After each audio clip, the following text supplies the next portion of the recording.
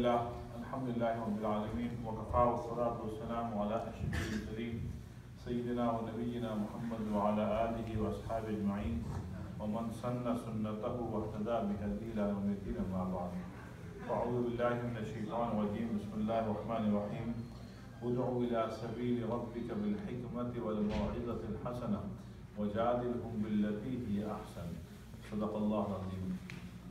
My dear and respected brothers and sisters in Islam, Assalamu alaikum wa rahmatullahi wa barakatuh. First of all, I'd like to thank Mawasa for inviting me. This gave me an opportunity to be with you and to sit down and remind myself and to remind you about few facts of life. First fact, brother, is that we should thank Allah subhanahu wa ta'ala that Allah subhanahu wa ta'ala had given us this ability that we are Muslim and we are practicing upon deen.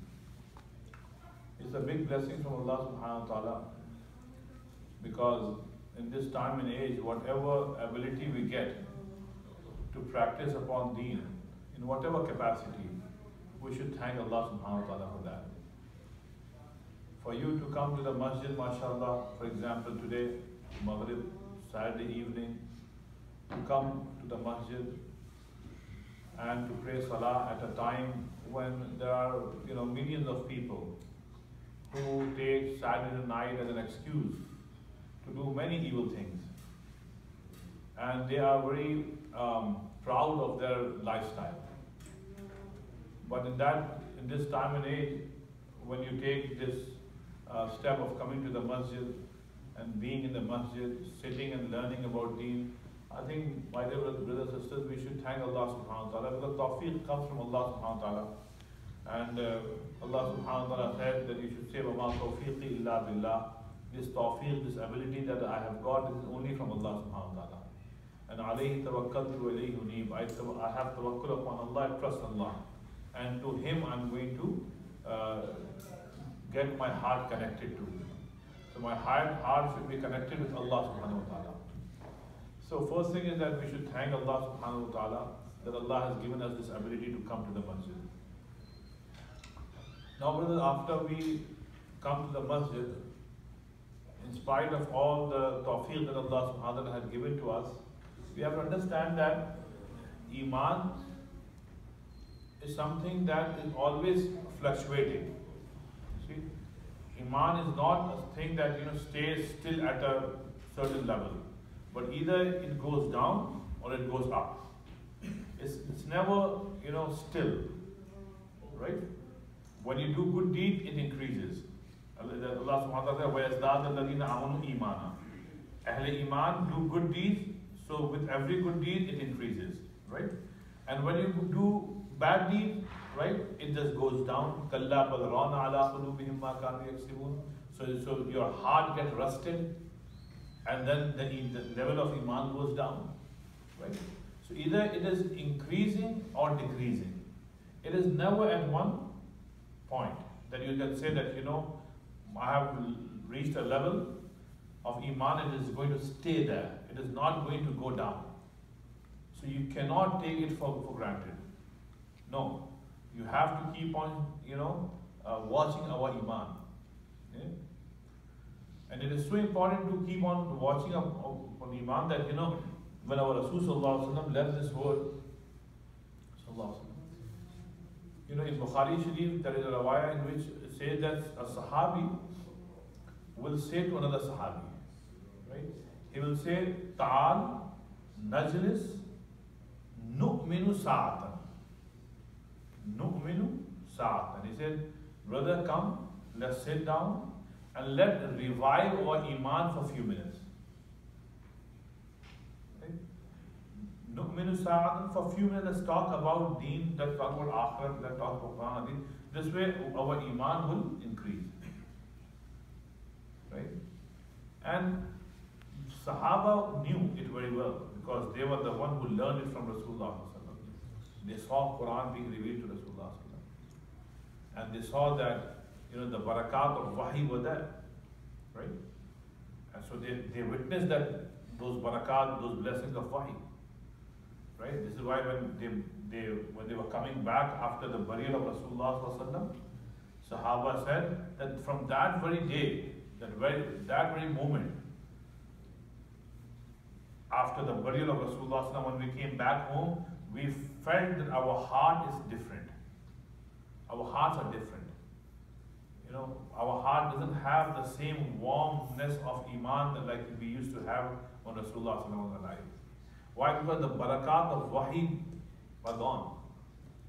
Imagine, my dear brothers and sisters, in Medina Munawwara, a small town, right? A small town. You know, Jibreel alayhi salam is coming day and night.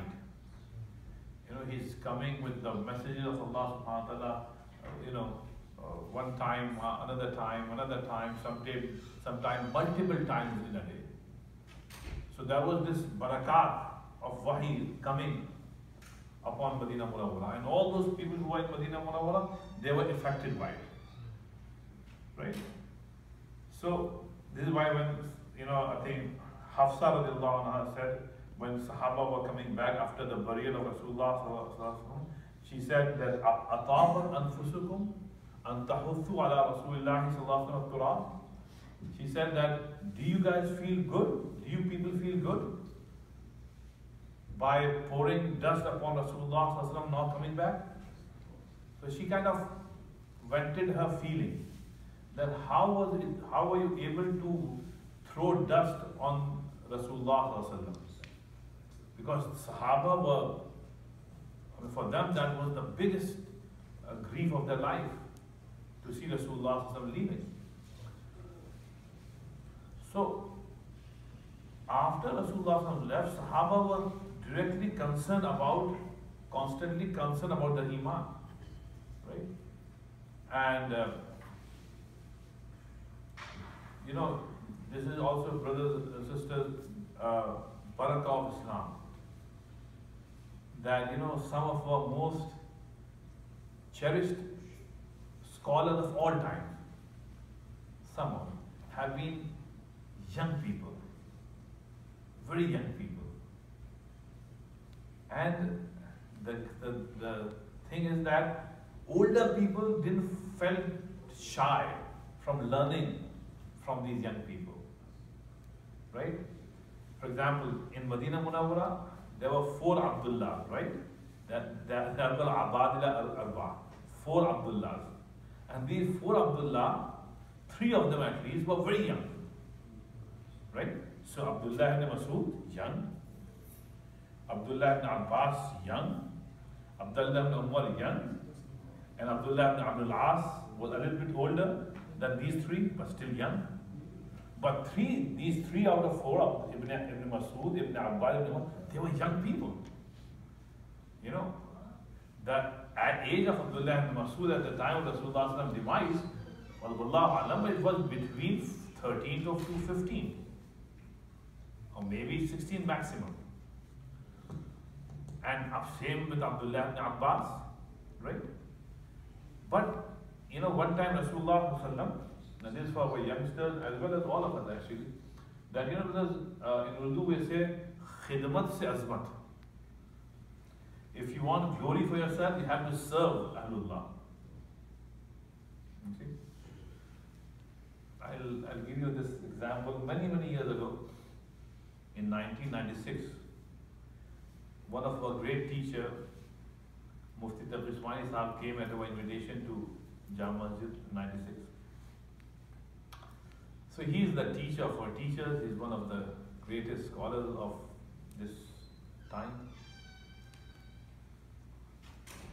So I remember when he came,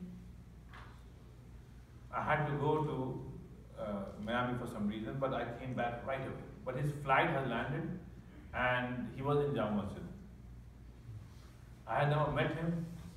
We have read his Tirmidhi Sharif, Dars Tirmidhi, and although we have read his books, and I was visualizing how he would look like. Right? It was not the days of internet, otherwise I could have Googled his name. I have never seen his photograph. So, right from Miami, I didn't go home, I went straight to the masjid.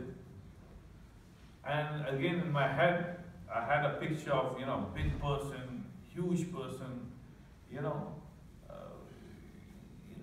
But when I went there, I saw a person maybe 5'6" or 5'7" height, skinny, wearing very simple clothes, kurta pajama, a simple topi, and was waiting for the salah. So some Zaman Sahib said, Habib Sahib, hi, come on, mashallah. So he introduced me and I was taken back by this.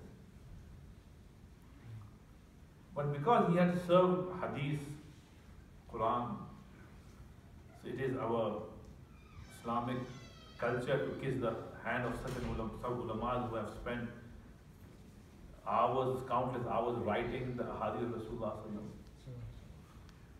So some youth noticed it, that Habib Sahib has never kissed somebody's hand, he kissed his hand. And then after Salah and after the meeting when he was going, I ran out to take his shoes from the shelf, and to put it on the ground for him to wear. That's how we treat our Asatidha. That was something eye-opening for these youngsters and for many people. But this is how we have been brought up. In our madrasas, in our darulum, when our Asatidha teach us, we respect them. And through respect, Allah subhanahu wa ta'ala gives a little bit knowledge. Wisdom comes from khidmat. So from khidmat, azmat comes. So one time, Abdullah ibn Abbas, a young boy, maybe at that time 4, 5, 6 years old, she decided to spend that night in the house of Maimuna, his aunt. And imagine whether a boy 5, 6 years old, right? What was his ambition? You know why he went there? He went there to see how Rasulullah spends his night. Right? And this is Bukhari Sharif, Sahih Hadith. So in the middle of the night, Rasulullah got up to answer the nature's call. So Rasulullah went, answered the nature's call, came back at the place where Rasulullah used to make wudu. The small pot that Rasulullah had for wudu, it used to be empty. So Rasulullah will go, fill up it with water from the well and come back and sit and will make wudu. So that was Rasulullah's every night routine. And Rasulullah never forced anybody to do this for him. Although Rasulullah would have told Aisha or Fatima, anybody to do this, or any Sahabi to do this, but Rasulullah never forced anybody to do anything for him. So, when Rasulullah went to answer the nature's call, Abdullah ibn Abbas got up. He saw Rasulullah going to answer the nature's call. He grabbed this opportunity. He took that pot of water, went, filled it up with water, brought it and put it back, put it at the same place. Now brother, remember there was no light there, darkness.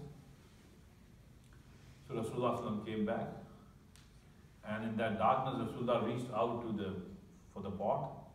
But when Rasulullah blessed hand touched that pot, Rasulullah felt that it is full. So Rasulullah said, who could have filled this up? Right? So Rasulullah felt that somebody standing behind him. So Rasulullah turned around and it was small boy Abdullah ibn Abbas radiallahu anhu. So he said, Rasulullah, did you feel it? Yes. Yeah, Rasulullah, I did this for you. I wanted to serve you. Now at that time, Rasulullah's heart was full of happiness. That a 4, 5-year-old boy has so much, eagerness to serve Rasulullah. So out of happiness, Rasulullah made dua for Abdullah ibn Abbas. Rasulullah did not make dua that Allah make him a billionaire. But Rasulullah made the dua that Allahumma faqihhu fid deen wa allimhu at-tanzeel. That Allah give him the understanding in deen. Allah subhanahu give him special understanding in the meaning of Quran.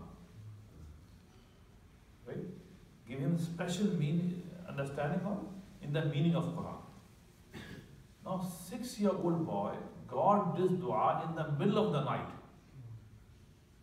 Rest of the world is sleeping. Rasulullah made this dua for 5-6-year-old boy, Ibn Abbas. This is because he served Rasulullah. So Rasulullah made that dua voluntarily. Because Rasulullah's heart was full of happiness that this child did this, put water for me in the middle of the night. So now brothers, tell me, later on Abdullah ibn Abbas became so big an alim of deen that regarding the tafsir of Quran, right? If Abdullah ibn Abbas gives a view, this ummah accepted. Oh, it is coming from Ibn Abbas. That's why his laqab, his title is Hibru Hadil Ummah. Hibr means ink. He is like the ink of this ummah, which means knowledge, the most knowledgeable person of this ummah. 6-year-old boy. Right? So he went on, he witnessed few more years of Rasulullah's life, learned from Rasulullah, then Sahaba. Then brother, this young boy, and this is something that we need to learn, brothers. Age did not matter among Sahaba. Values matter. Right? How much knowledge you have, taqwa you have, that mattered. So when Umar became Khalifa, imagine how much was the age of Ibn Abbas, because remember Rasulullah left this world, then Abu Bakr was Khalifa for 2.5 years, then 10 years Umar was Khalifa, right? So maximum you can say that his age at that time would be 17, 18. That's it. So when Umar became Khalifa, right, radiallahu anhu, Umar will make Abdullah ibn Abbas sit next to him. Next. Now imagine brothers, there are senior Badri Sahabi, Uhud Sahabi, Khandaq Sahaba, Muhajireen, right, Sahaba. They're all sitting together, right? And Umar will say that, Ibn Abbas, you come and sit next to me. Right? Why? Because of the knowledge that he has. Right? And he got that knowledge because of the service that he did to Rasulullah. And some Sahaba objected that, oh Amir, why do you give so much regard to a lad, to a kid, to a youngster, to a teenager? So Umar tested them. Umar recited a certain ayah of Quran and asked those Sahaba to interpret that hadith, that ayah. And there was senior Sahaba. But again, وَالَّذِينَ أُوتُوا الْعِلْمَ دَرَجَاتٍ, so Allah subhanahu wa ta'ala has given different category of ilm to people. Those senior Sahaba could not answer the question from the. But then Umar ibn Khattab radiallahu anhu turned to Ibn Abbas, and Ibn Abbas gave the answer. So that was it. So what I'm saying is that these 4 Abadillah, these 4 Abdullah in Madinah Munawwara, they were full of knowledge, and they were all, at least 3 of them were very young. So Ibn Mas'ud, Ibn Abbas, Abdullah ibn Umar, and Abdullah ibn Abdul As, right, 4 of them. Now the reason why I'm telling you, brother, is that in Bukhari Sharif there is this hadith that after Rasulullah left this world, right? And this is something that brothers, people of all age should learn. Right? So Sahaba were concerned that who is going to remind them, right, every day? Who is going to give them vaz, right? Who is going to give them a dars every day? So all of these Sahaba, no, brother, think about it. Senior Sahaba are there, old Sahaba are there, with white beard, grey hair, right? All of them, guess went to whom? All of them went to Abdullah ibn Mas'ud. Ibn Mas'ud, a young child, 15, 16, 17-year-old child, a teenager. They went to him and they said that, we have come with a request. And the request is that we would like you to give us dars every day. So Abdullah ibn Mas'ud said that, why? They said that Rasulullah had left this world, and when Rasulullah was alive, we would used to refresh our iman by going to the Masjid of Rasulullah sallallahu alaihi wasallam. Or just by, if you are busy, just by looking at Rasulullah sallallahu alaihi wasallam in the Masjid. After Salah, if we are busy going, we just have a glance at Rasulullah's blessed face. And that was enough for us, for our iman to be revived and refreshed. Plus, when Rasulullah sallallahu alaihi wasallam will talk to us, will give us khutbah, so that will refresh our iman. Now that Rasulullah have left, we are concerned about the level of our iman. We feel that our iman is going down. Right? So Abdullah ibn Mas'ud said that if I will give you speech and thus every day, you people will get bored. So I was like, how come we never got bored with Rasulullah? How can we get something? No, hello. He was Rasulullah. If I will go, you will get bored. So here the strange part is that the audience, the people out there, the sami'een, the learners, the students, are putting pressure on the ustad to give more dars. And the ustad is saying, no, not every day. So a deal was struck after some negotiations, and that was 2 days a week, Monday and Thursday. Abdullah ibn Mas'ud said, I will give dars, only 2 days. So for many years, Ibn Mas'ud in Madinah Munawwara will give dars twice a week, on Mondays and Thursdays. Imagine, brothers, a 16, 17-year-old boy giving dars, and senior Sahaba of all ages are sitting and listening. Right? And when they will sit, they will feel that their iman is revived, is refreshed. See? So we should not look at who is talking. Right? Look at what is being talked about. You see? Otherwise, you can learn from a fasiq even. A fasiq person. But he might have some good traits. You can learn from him. But if you want to learn, So this is something, brother, that Sahaba were concerned about the iman. It fluctuates, right? Fluctuates. When you are sitting here in this majlis, because of the barakah of the masjid, your iman is on the rise. You are not feeling it, but it is the rise. If somebody had a phone, right, and any foul music, really bad music will be played, a lyric everybody will turn his head towards him. Why? Because your heart will say, iman will say, this is not the place for music. This is the house of Allah. Just shut it down. But once you are in parking lot or in the street, in your home, your reaction will not be the same. In fact, maybe you will turn the music on yourself, but here it's on the rise, it's rising. So when you are in the masjid, it's in the rise, and that's why Allah subhanahu wa ta'ala in the Quran have said that the one of the sign of a mu'min is that he or she is always mindful of their iman. Right? They never take iman for granted that that's it. I don't I know everything. There's no need to refresh our iman. No.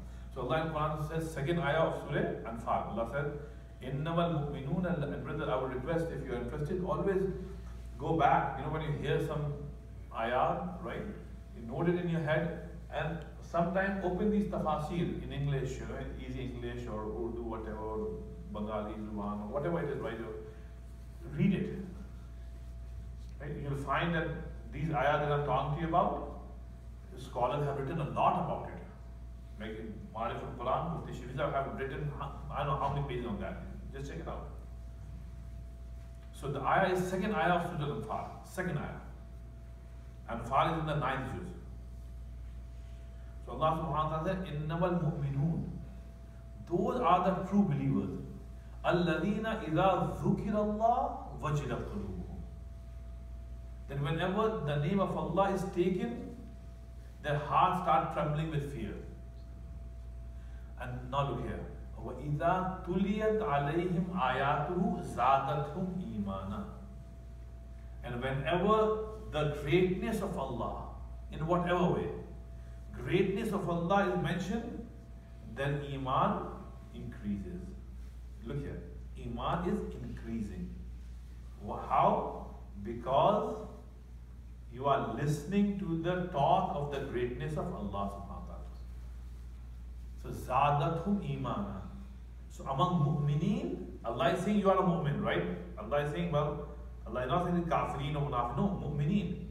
For among mu'mineen also you see that their Iman is also fluctuating up and down, up and down, up and down. Right? So I think Zadathum, so the Iman of mu'mineen is on the increase.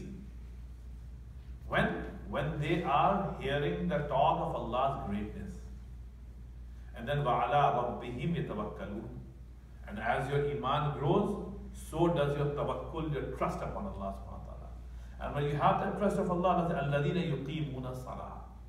Mu'mineen have another sifat.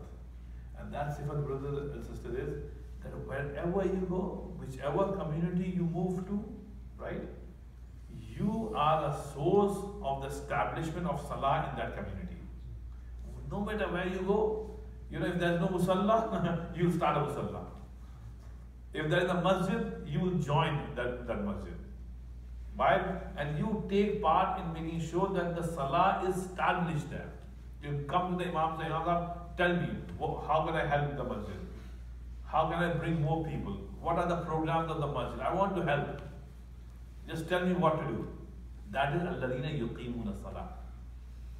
Right? And any person who says hanky-panky things, any ikhtilafi things, this person is away. I'm not. I want to establish salah. I don't want to go into all these hanky-panky said, she said, this is being run that. No. My job is alladhina yuqimuna. I want to help in the establishment of salah. And then وَمِمَّا رَزَقْنَاهُمْ يُنْفِقُونَ. And they donate. They donate. Whenever any masjid they go to, any Islamic place they go to, they spend. You know, and they spend from what Allah has given to them. So on one hand, they're establishing salah. Second, and then financially they are helping in the cause of Allah. Then Allah says the following ayah: أُولَٰئِكَ هُمُ الْمُؤْمِنُونَ حَقًّا. These are the real mu'mineen. Haqqa means they are the real ones, the true ones. Right? They have lofty and high status in the eyes of Allah subhanahu wa ta'ala. And Allah is going to give them rizq in this world and in akhirah. And Allah is going to give them in a very dignified way. Rizq. So these are the three ayahs of Surah Al-Anfal. Right? So again, what we learn is Zadathum Imana. Iman is on the increase when you listen to the talk about the greatness of Allah subhanahu wa ta'ala. Now my dear brother and sister, when you come to the masjid and you are concerned about your Iman, right? Now brothers, I would like to mention the last point now. And the last thing, brother, is that a shortcut of making sure that you remain a mu'min and die as a mu'min, right? And this is the shortest way. Is that what you believe in, right? Call people towards it, right? Call people towards it. You know, when you talk about it, it has magical effect on your heart. Because you are talking, you are telling the world what you believe in. And you are not shy about doing it. Wherever you go, you are talking about, yeah, this is my deen. You are talking to Muslims, you are talking to non-Muslims. Everybody, wherever you go, you are like a living, moving ambassador of Islam. Right? So Allah subhanahu wa ta'ala says, Al-Mu'minun wal-Mu'minat ba'adhum awliyaw. Ya'muruna bil-ma'ruf wa yanhawna 'anil munkar wa yuqimuna as-salata wa yutuna az-zakah. Allah said, wa yuti'una Allah wa rasulahu ulaika sayarhamuhumullah inna Allah 'azza wa jalla. Mu'mineen are the one who are friends. You know, like we should be friends, not enemies. there should not be hatred. Allah awliya. We could have different ideologies on different things. But Allah says, al-mu'minuna wal-ba'dhum awliya. We should be awliya, we should be friends. Right? This is our family, brother. This is our family. And then Allah says, ya'muruna bil-ma'ruf wa yanhauna 'anil munkar. These mu'mineen, they enjoy what is good and they forbid what is evil. So wherever we are going, we are talking about it. When we talk about it, our iman increases. Now, my dear sister, Dawah has two components. One is within Muslims, right? Within Muslims. And one is to non-Muslims who are kafir, mushrik. For the Dawah within Muslims, it is called al-amru bil ma'ruf wa nahy anil munkar. That is called tazkir. وَذَكِّرْ فَإِنَّ الذِّكْرَ تَنْفَعُ الْمُؤْمِنِينَ. Not تَنْفَعُ الْكَافِرِينَ. تَنْفَعُ الْمُؤْمِنِينَ. Allah said, remind. Because when you remind, it is beneficial for the believers because they already believe in it. So here also you see this Allah said mu'mineen. It is good for mu'mineen. So mu'mineen need reminders. Right? What about people who are just Muslims? Muslims are those that they have Muslim name, they have iman in their heart, but very weak. Right? Very weak. So they are just Muslim. But Allah is saying mu'mineen are those who have Muslim name, who have Muslim attributes, the iman is strong. But I think وَذَكِّرْ, remind them. فَإِنَّ الذِّكْرَ تَنْفَعُ الْمُؤْمِنِينَ. Reminder is beneficial for those who have strong iman. So iman is strong. Allah is calling you mu'min. Allah think it is important for you to refresh and revive your iman. So one kind of da'wah for this is called tafkir, al-amru bil ma'ruf wa nahy anil munkar. Right? So from day one till alhamdulillah till this present day, al-amru bil ma'ruf wa nahy anil munkar is taking place in different ways under different names. But the job is the same, the amal is the same. وَتَوَاصَوْا بِالْحَقِّ وَتَوَاصَوْا بِالصَّبْرِ. That is for us, for Muslims, that we should remind each other. Now the second way of da'wah is, the second part of da'wah is to call non-Muslims towards Islam. Right?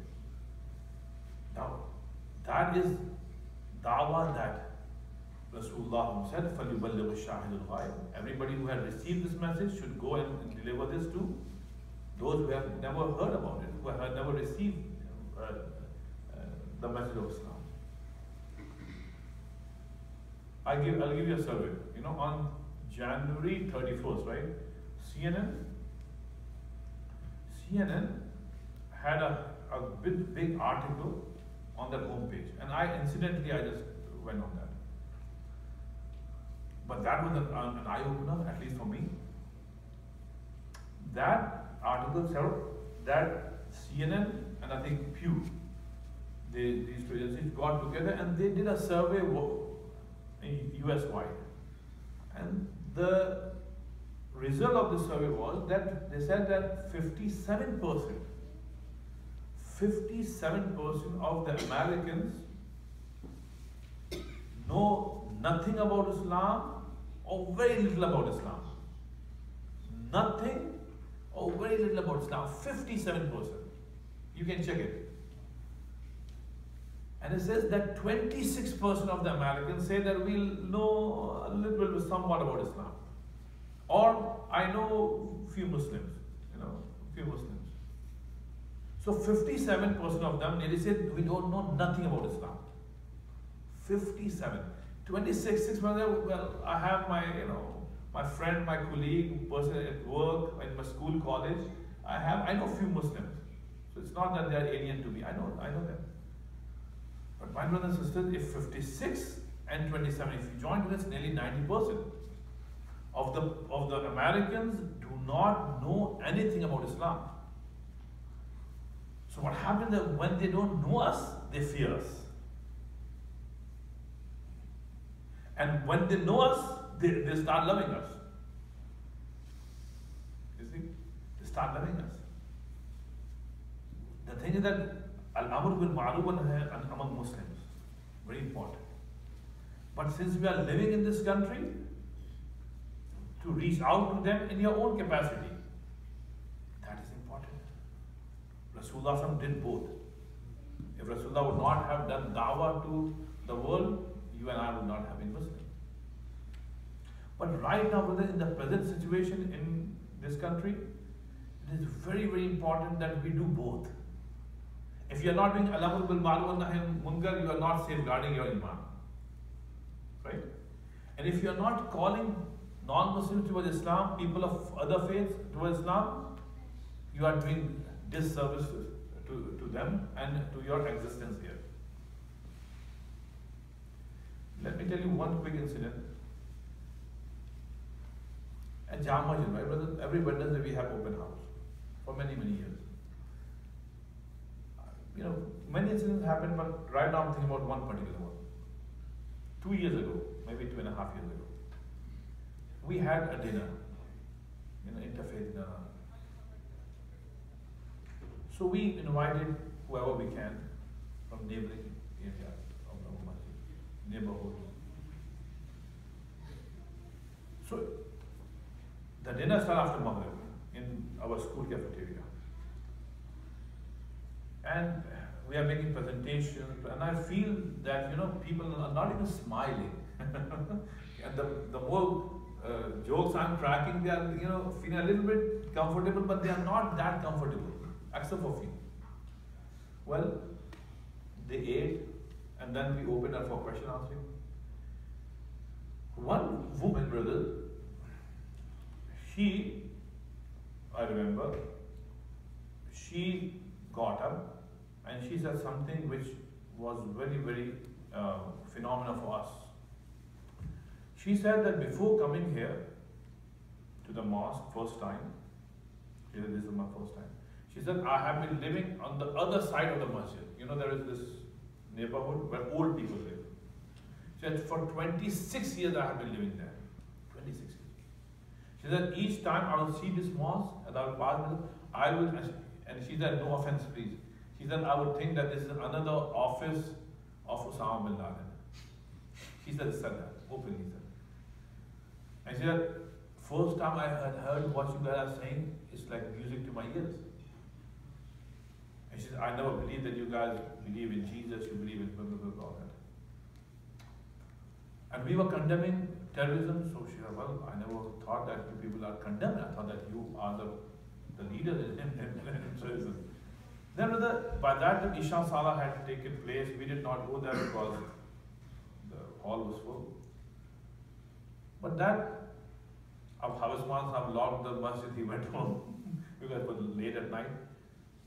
But after the dinner and this session, she said, she and I think 5, 6 of them, of women and men, said that we have never been inside a mosque.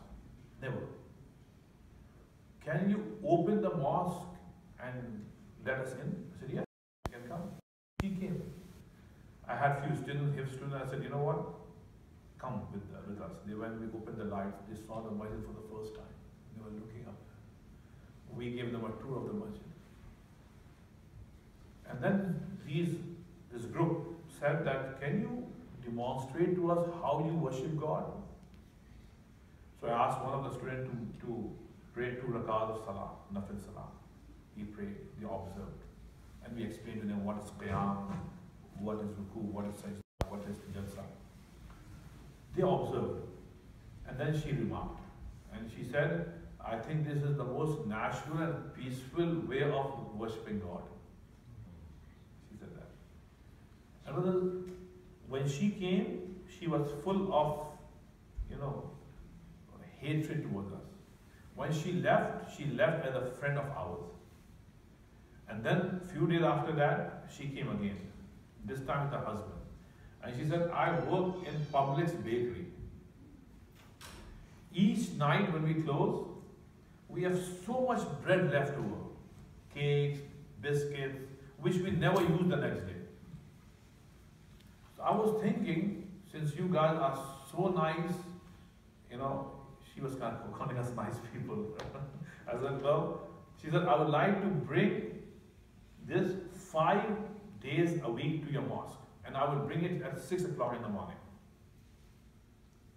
Brothers, 2.5 years have passed by. Every single day except I think Saturday or Sunday, she brings bread, and I mean maybe like 150 pieces of bread, cake and whatever. To the masjid, we have put a huge table just for her and her husband. It's rain, summer, winter, whatever it is, she is there. And after Fajr, everybody just takes some bread home. Right? One time she came all the way from Melbourne. I said, why? She said, no, I forgot that I have to come. So she came, she said, I left Melbourne at 4 o'clock, came, picked up the bread from Publix Bakery, brought it at Fajr, and then she said, now I'm going back to Melbourne. But if you go back 2.5 years back, she hated us. She hated us. So what I'm saying is brother, one of the great work of this time is al-amru bil ma'ruf wa nahy anil munkar. Going in Jamaat, going and spending time, going and reviving your iman, making sure that you are on Islam, that is for the protection of your iman. But then brother, at this moment, the amount of hatred that is there out there, right? You and I are responsible for this, right? Because we did not do what we were supposed to do. We are still on the defensive. We are still protecting our iman. We are not on the offensive. And that is, Allah said, go on the offensive. Go and call people to it. Be confident, right? But we are still in the defensive. We have to go all out and do this work. Allah said, Kuntum khayra ummatin ukhrijat linnas. Allah have sent you the best nation for the people. Not just for Muslims, but for the people. You have been sent for the people. So al-amru bil ma'ruf wa nahy anil munkar is important. Wa tawasaw bil haqq wa tawasaw bil sabr for us. Alhamdulillah. The more you go in Jamaat, 40 days, 4 months, 3 days, 10 days, whatever you can go. Go, safeguard your iman, revive your iman.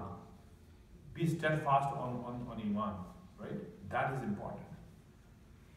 And after that, come home, come back to your community, call others towards Islam, Muslims, take them in Jamaat. That is important. And then take out some time to call non-Muslims towards Islam as well. And you will find that you will not find much opposition from them anymore. So if you do both of these amal, we will find that this is what Rasulullah used to do, Sahaba used to do. And then our existence in this country would be worthwhile. Otherwise, there's a big question about our existence in this country. Because if majority of the people are hating us because of their ignorance towards Islam, and we are small minority, right? Majority rules. Majority rules. They're full of hatred, right? And it's not their fault as much as it is our fault, right?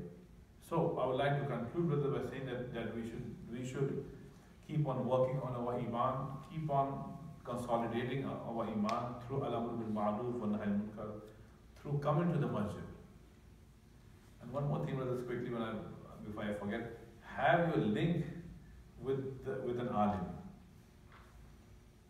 We were talking about it today in the class in the morning, that we are like we used to fly kites or not. When the kite breaks, right, and now nobody is holding the thread, it's just in the air. The air will take that kite any way that it is blowing, right? But if the thread is in your hand, you are fighting against the tide of the air, right? Why? Because the thread is in your hand. So if you are not linked to the imam of your masjid, to an alim of your masjid, then you are a kite, like a kite in the sky.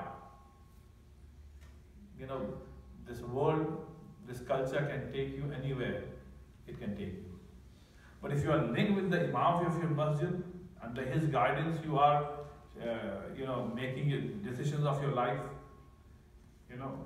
small or big, making mashwara with your local Imam Sahib, showing respect to him, coming up with mashwara, rectifying your iman under his supervision. So that is like, your iman is in the hand of a person, and he will make sure that your kite doesn't go this way or that way, but it is on the right track. Right? This is why to have a link, strong link, with your local scholar, with your local imam, that is important. He will tell you what to do. But for that, you have to kill your ego. Killing ego is the biggest issue. This thing, ana, I. No. You have to kill this I thing. Right? So when you come to learn, you have to kill it.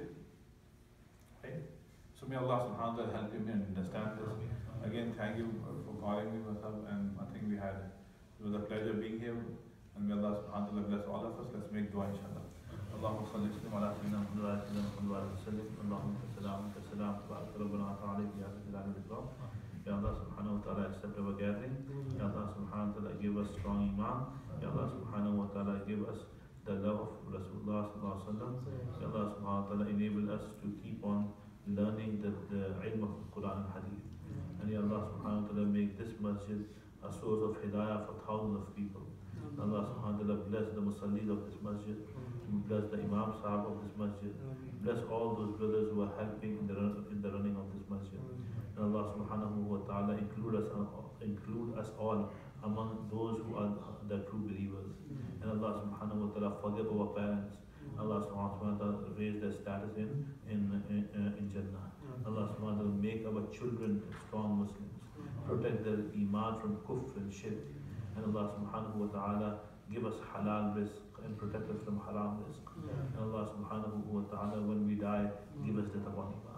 ربنا تقبل منا انك انت السميع العليم وتب علينا انك انت التواب الرحيم وصلى الله وسلم وسلم على النبي الكريم وعلى اله وصحبه اجمعين سبحان ربك رب العزه عما يصفون وسلام على المرسلين الحمد لله.